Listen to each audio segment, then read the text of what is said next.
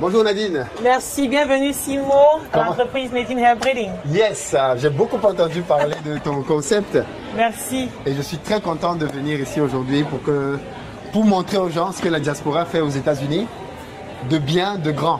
Est-ce que tu veux juste commencer par te présenter pour les gens qui ne te connaissent pas? Voilà, moi je m'appelle Nadine Juiko, épouse Ndwanda. Nous sommes ici dans le Maryland, à Bowie plus précisément.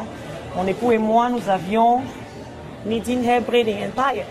Qu'est-ce que c'est? Parce que tu as dit Empire, oui. Empire. Le nom est un peu grand. Empire, non, c'est mérité. C'est quoi ici? C'est un salon de beauté, tout simplement. Non, ça comme ça. C'est pas... Disons que moi j'aime dire salon de beauté, mais mon mari aime appeler ça une entreprise. Honnêtement, j'ai toujours cette image là de ce petit salon que j'avais à la maison. Tu as commencé à la maison? Voilà, oui, j'ai commencé à la maison avec une seule chaise. Où? Donc, ici aux États-Unis? Oui, oui, aux États-Unis. Donc tu as commencé à tresser les gens toi-même? Oui, à la maison. C'était il y a combien d'années? 15 ans. Waouh! 15 ans. Tu as commencé il y a 15 ans dans ton salon? Oui, j'ai toujours appelé ça salon. Mais mes employés aiment dire que c'est une entreprise. Voilà. Non, mais ça a pris une autre proportion. On va visiter tout à l'heure. Mais aujourd'hui, vous en avez fait quelque chose de géant. Oui. Parce que je veux que les gens comprennent ton parcours. Tu sais que dans nos pays, là, les gens...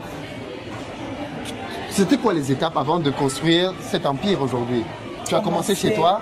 Oui, commencé d'abord par travailler pour quelqu'un. Ok. J'ai travaillé dans multiples salons de coiffure. Près de 13 si je ne me trompe pas. Oui, à la recherche d'un meilleur salon. Parce qu'il faut le dire, la clé de ce business, c'est le plus difficile de garder les employés. S'il n'y a pas de clients, elles ne sont pas loyales, elles cherchent où il y a mieux. Et c'est ça que je cherchais.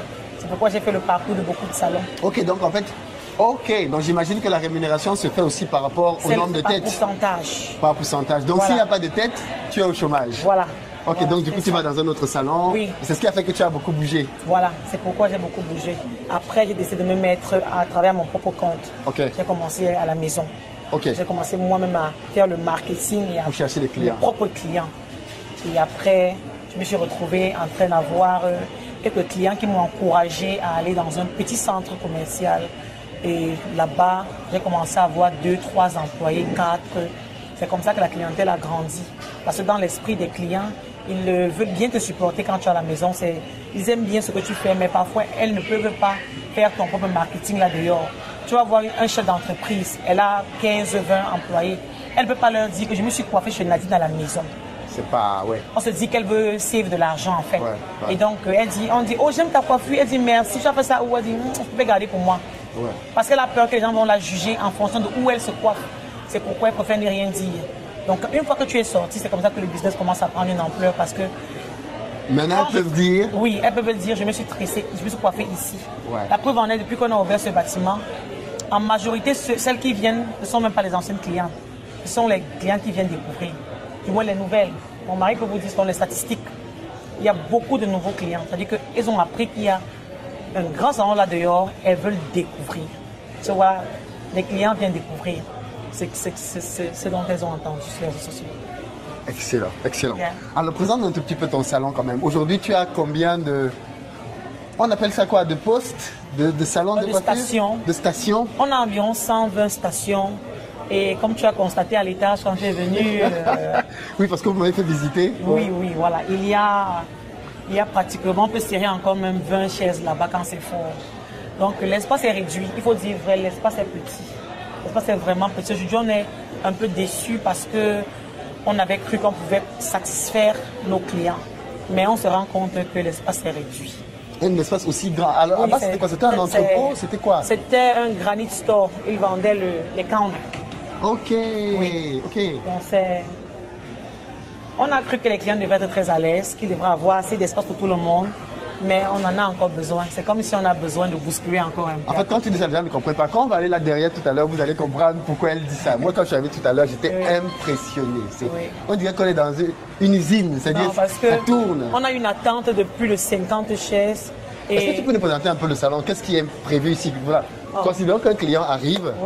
C'est quoi le parcours d'un client chez Nadine? Ok, quand un client arrive, il entre et il est accueilli par une dame qui va lui demander de sign in. Elle va devoir mettre son nom, son numéro de téléphone, son email si possible. Et comme ça, elle va s'asseoir et attendre que une coiffeuse vient la chercher. Généralement, la service client est celle-là qui demande tu veux tresser, tu veux faire quoi? Parce que nous avions pratiquement environ 400 tresseuses. Bon, dans les 400 tresseuses, tout le monde ne fait pas toutes les coiffures. On a une trentaine de coiffures. Si tu ouvres ce livre-ci, par exemple, tu vas voir qu'il y a plusieurs coiffures là. Alors, il y a une dame qui fait ça, mais elle ne fait pas ça. Une femme qui fait les nattes, elle ne fait pas les rastas. Donc, il y a beaucoup de coiffures.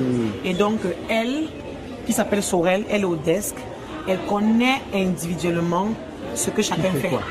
Qui fait quoi? Voilà, elle connaît qui fait quoi. Donc, c'est elle qui a la liste là et qui appelle une tresseuse. Elle voit qui est available, qui est disponible. Justement, et surtout en fonction même de la demande des clients. Les clients qui sont très capricieux, les clients qui sont trop demandants, elle va savoir qui choisit. Qui choisit tout de suite. Voilà son rôle ici. C'est de choisir qui tresse quoi. D'accord. Oui. Mais je viens de voir quelque chose d'Anadine. Oui.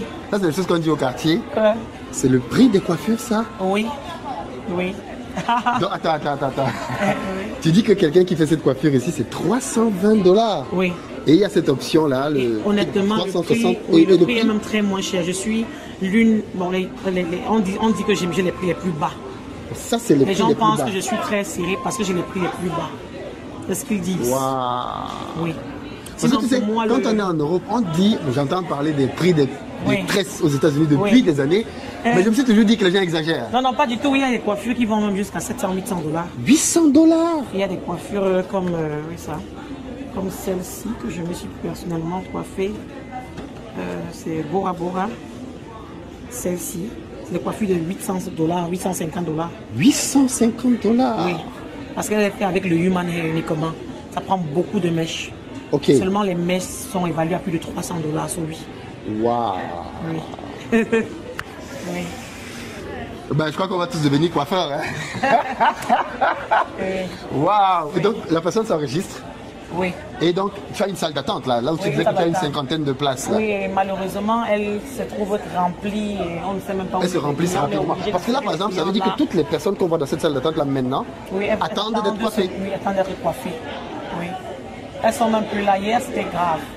Hier, oui, parce que hier, c'était férié. 21h, on avait 50 clients qui attendaient. Toute la journée, c'était ainsi.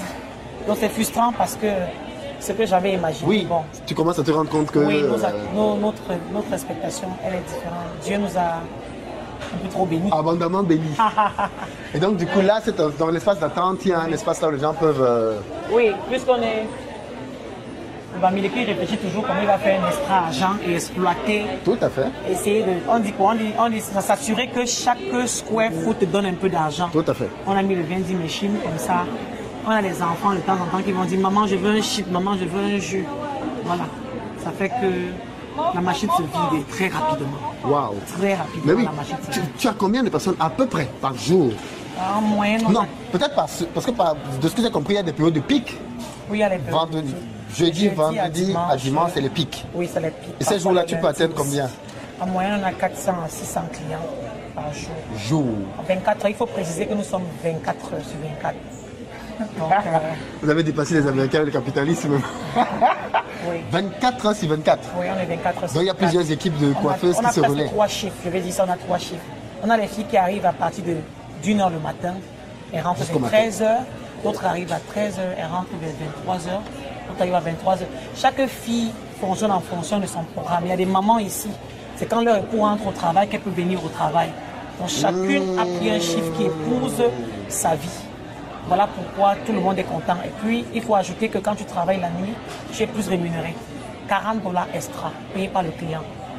Et là, la maison n'a pas de 5 francs, on n'a pas de commission. 40 $ que le client paie à une tresseuse qui entre ici après 20 heures. C'est pour la coiffeuse uniquement. L'entreprise n'a pas de...